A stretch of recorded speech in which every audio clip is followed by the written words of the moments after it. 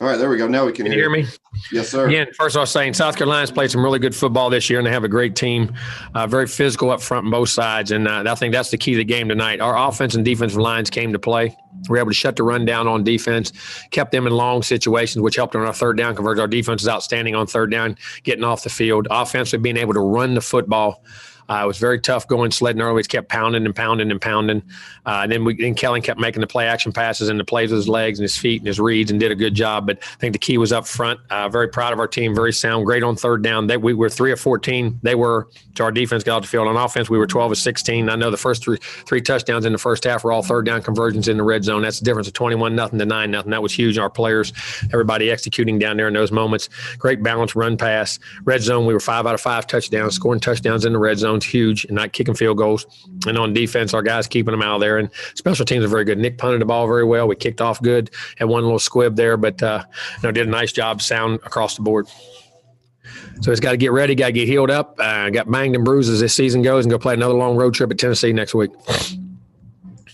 All right, our first question is from Travis Brown from the Bryan College Station Eagle. Hey, Coach. Isaiah Spiller obviously does a lot for you on third down and third and short yardages, but how important is he then to open up that play action pass game that seemed to be really effective on third down near in the red zone? Oh, it did. I mean, he's huge. I mean, when he's the guy that everybody knows is going to get it, and we're going to tote it to him. We're going to give it to him, and he carries it, and he's a big part of what we do, and also catching the ball out of the backfield. And then, Coach, just on his health there at the end of the game. He's good. He could have came back in. He was ready to come back in. We just elected not to. You get banged and bruised, a little nicked up, and we had the game there, and we wanted to give a change some work, and he was doing really well, so we just didn't put him in. He could have played if we wanted to. And then finally, the status of Damani Richardson. He was unavailable, and Damani, when we got after the Thursday test, he came up Friday morning. We got a thing. He was positive. He was the one that came up positive for us, so he was out and was not being able to be there. All right. Thanks, Coach. All right, our next question comes from Olin Buchanan from Texas, and then after that we'll have John Wilson. Jimbo, obviously the complete game that y'all are looking for. Was there anything that you saw coming up that made you maybe anticipate that y'all could be this dominant tonight? I mean, you always think you can. You always hope you can. I think the poise and the guys and the players and the experience of our guys and our leadership on both sides of the ball allowed that to happen, and they just continually keep pounding. And they're trying to dominate each play, and I think that's how you end up dominating a game. You don't worry about the next play. You don't know what the result's going to be. You worry about winning your space, that play, then go to the next play. And I think we're learning that, and in turn, you're seeing the big picture come together. Thank you, Coach. All right, our next question comes from John Wilson from KBTX, and then we'll go to Robert Cessna. Coach, as difficult as it is to win in the SEC on the road, how impressed were you with your team tonight to be able to dominate for this game as long as you did? Well, I was very impressed. I was worried because we had a day short this week for practice because of the election, which is the right thing. I'm not saying that, but we had a day less. They had a week off. Preparation changes. We didn't have a lot of time we could scheme it and do it, but not having, getting the players to go out. We had a day less practice. I was worried. And this place is always a tough place to play, and they're always physical. Will's a heck of a football coach, and they always play us very good. I'm sorry, but just very proud of our guys being able to lock in and do it.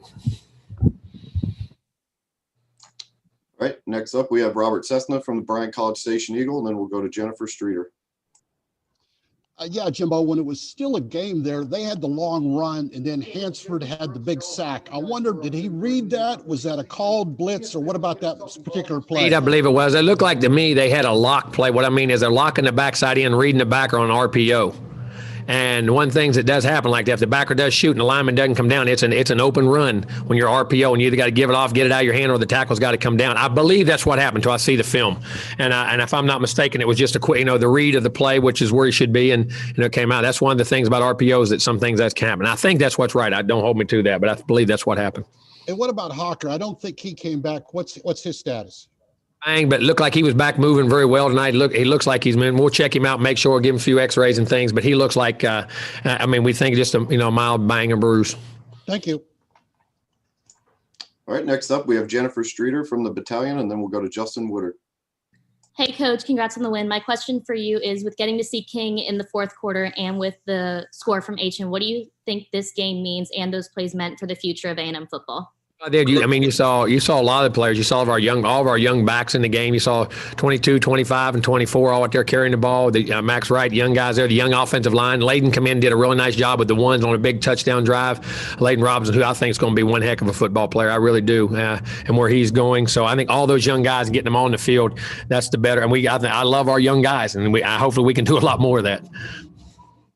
And then any thoughts on King specifically? Yeah, I mean, just went out, the way he managed the game, ran the clock down, kept the poise, told guys what to do. When he's playing quarterback, you see a guy who's very natural at what he does. And he seems that in the moment doesn't seem too big. And I know it's at the end of a game, that's saying a lot, but he always seems to be that way. And I think he's got a chance to be a heck of a player. Thank you. All right, next up we have Justin Woodard from KX. Coach, you go in the locker room up 21-0, right? And you come out and you still pound them and hit them with 2 more scores in the third and really create some more separation. How pleased are you with that aspect of the football team, willing to put their foot down and put their throat on somebody? Thing was big again. Our defense got a huge stop when they got down the red zone and got that loss, missed that field goal, and then we go scored out not only the first drive of the second half, but the last drive of the first half. And we got 14 points where they could get their hands back on the ball, and I thought that was a huge turning point in the game. It was 14, that made it 21, that made it 28, and then we got the other one coming back. So that makes you have to change on your side of the ball because you're down 4 scores, you have to be more aggressive. We got a pick, then we're able to convert that back to a touchdown. But I think those things were all critical in the game. Is that a learned behavior, Coach, of you're trying to get them to do that? No doubt about it, right? Yeah, you have to learn critical situations, how to capitalize on those moments and what that means in momentum and to get up to those 3 scores. All right, next up we have Sam Kahn from ESPN.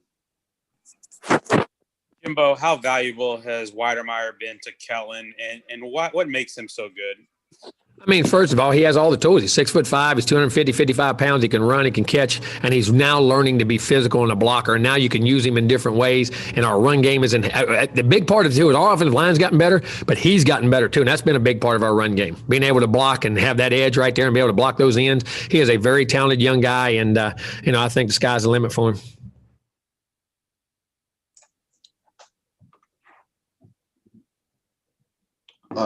Last question from Travis Brown from the Bryan College Station Eagle. Yeah, Coach, quick follow-up too with Keldrick starting today as a senior. How pleased were you with what he was able to do, and how cool was it to be able to get that interception? I mean, he went out there, stepped right in for Damani, played. He's always been playing, but he played great ball, moved guys around. Getting Eric Young back was huge for us tonight too. I thought he was outstanding getting back out there on the field, but Keldrick got that and got a big pick. Couldn't be happier. Keldrick's a class young man. Thanks, Coach. All right, Coach, that's all we have. Thank you for your